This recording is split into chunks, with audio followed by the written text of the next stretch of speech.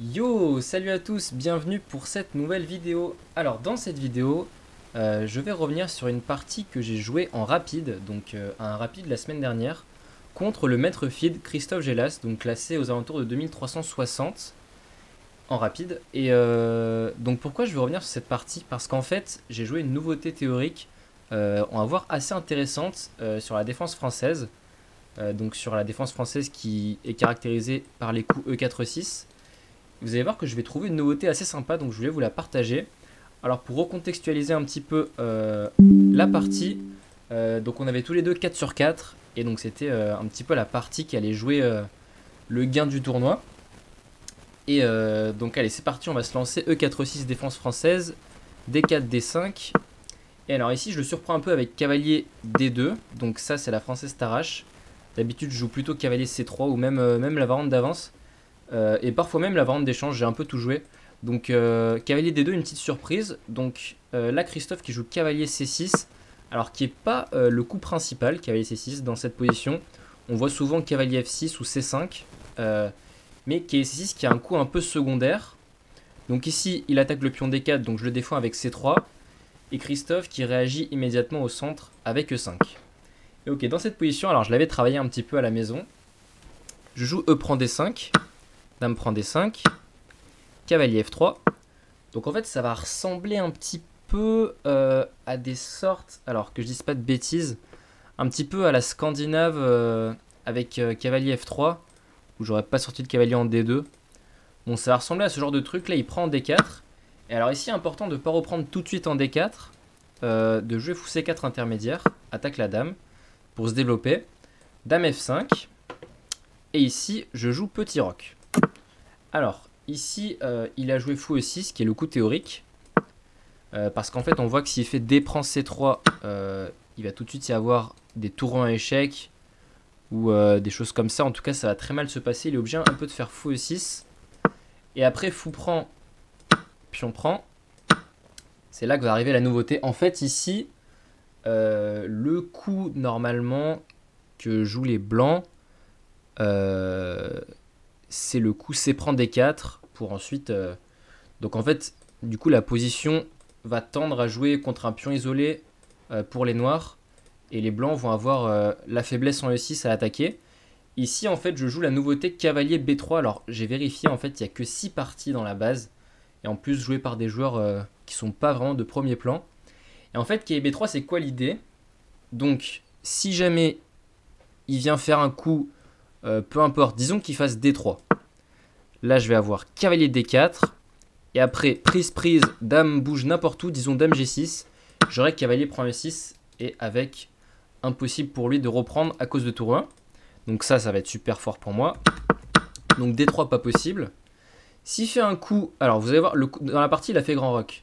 Et voilà, je vais juste vous montrer que s'il fait un autre coup lambda, genre cavalier F6 ou grand roc, je vais juste reprendre le pion en D4. Et je vais avoir aucune faiblesse. Et lui, il va juste avoir le pion faible en E6, donc ça sera juste mieux pour moi. Et évidemment, ma prépa, c'était s'il fait D prend C3, ce qui n'a pas été joué dans la partie, j'aurais cavalier BD4. Et là, en fait, je suis allé assez loin dans la prépa. J'avais préparé donc cavalier prend, dame D5 ici, qui est presque le seul coup pour tenir. Avec l'idée sur cavalier prend E6, du coup, pas dame prend E6 à cause de tour 1, mais dame prend D1, tour prend D1. Menace, cavalier prend C7 échec, donc le seul coup est roi F7. Cavalier prend C7, tour C8, fou F4, on développe tout en protégeant le cavalier. Et après pion prend B2, tour B1, cavalier F6, tour prend B2. Je m'étais arrêté là et je m'étais dit, ok, j'ai matériel égal, je suis mieux développé, il y a le roi un peu faible. Et donc voilà, en rapide, ça c'est sympa à jouer pour moi. Bon, l'ordi donne que plus 0,2 après B6, donc à peu près égal. Mais voilà, je voulais jouer cette position qui me semblait voilà, tout à fait jouable, hein, voire un peu mieux pour moi. Donc ça, j'étais chaud de le jouer, mais dans la partie, il n'a pas joué ce D prend C3. Il a tout de suite joué grand roc. Donc ici, j'ai joué le naturel, cavalier prend D4. A noter qu'il n'y a pas de problème de clouage pour l'instant parce que j'attaque sa dame, donc il est obligé de bouger la dame. Il a joué ici dame D5, qui était le bon coup. Maintenant, j'en profite pour faire dame A4. Donc, menacer, cavalier prend C6 suivi de dame prend A7. Et surtout pour enlever ma dame du vis-à-vis. Donc ici, Christophe qui joue la meilleure suite, qui joue cavalier prend D4, cavalier prend D4 et A6 pour défendre le pion A.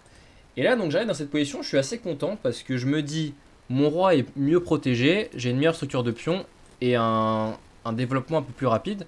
Donc voilà, j'ai un petit avantage sans aucun risque. Donc j'étais content, en plus j'avais joué assez vite le début parce que je connaissais. Et ici, je réfléchis, je me dis, il faut quand même que j'arrive à profiter de mon avantage court terme, parce que sinon il va sortir les pièces avec cavalier F6, peut-être fou C5 ou fou D6, et il va arriver à s'en sortir des problèmes. Donc ici, je décide tout de suite de mettre la pression sur le pion E6 avec tour 1. Donc ici, on voit que c'est pas facile pour lui de le défendre. Il a décidé de jouer E5 dans la partie. Donc après E5, je fais cavalier F3, menace le pion, et voilà, ici c'est un carrefour pour lui. Donc est-ce qu'il va décider de défendre son pion E5 avec fou D6 ou est-ce qu'il va décider de le sacrifier dans la partie? Il a décidé de le sacrifier. Juste vous montrer ce qui se passait après fou D6. En fait, je pense qu'après fou D6, j'aurais simplement fait un coup comme fou E3, suivi de tour D1. Et après, donc disons cavalier F6, tour D1. Et après des coups comme dame E6, j'aurais fait peut-être cavalier G5, dame E7, cavalier E4, des choses comme ça. Et bon, on voit que je fixe bien la case E4. Le pion E5 faible, le fou du coup qui est mauvais. Et ça, c'est vraiment avantage blanc. Bon, peut-être pas un avantage décisif, mais vraiment un avantage sans risque. Après, je peux enchaîner par C4, C5. Ça, c'est vraiment facile à jouer. Donc ici, il a décidé de me compliquer la vie, donc de donner le pion. Il a joué directement cavalier F6. Et en fait, c'est là que j'ai un peu raté le coche. En fait, j'aurais pu prendre l'avantage tout simplement avec cavalier prend E5. Donc de prendre ce pion avec le cavalier. Dans la partie, j'ai pris de la tour. Mais en fait, si je prends avec le cavalier, j'ai eu peur un petit peu de fou D6, fou F4... et cavalier H5, des choses comme ça. Mais l'ordi dit que ça va complètement pour moi. Après genre tour D1 ou des coups comme ça. Et je sais pas, j'ai pas senti trop cavalier prend E5. Je me suis dit, bon, il y a des clouages et tout. Du coup, je suis plus allé pour tour prend E5.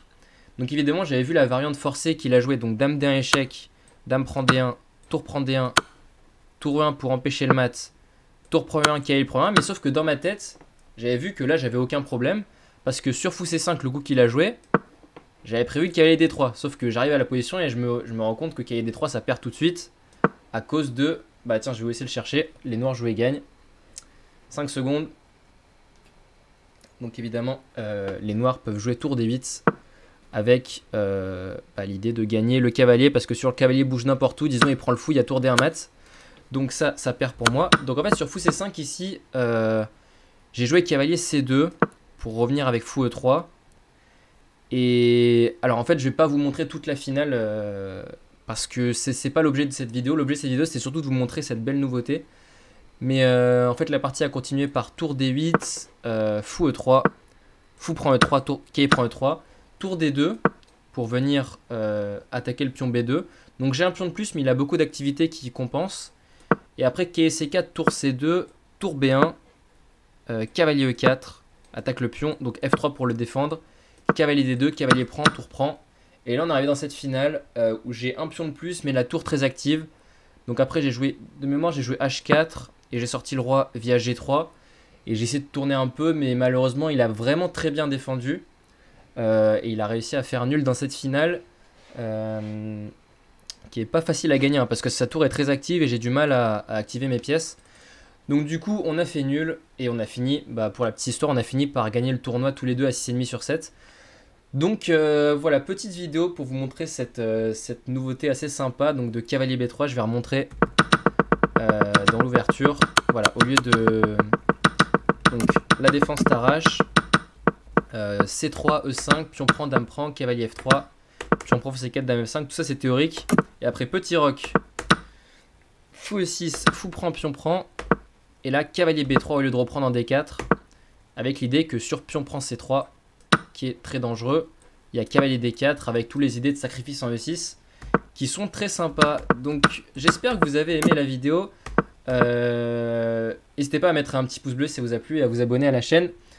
Et je vous donne rendez-vous très bientôt pour des prochaines vidéos. Ciao.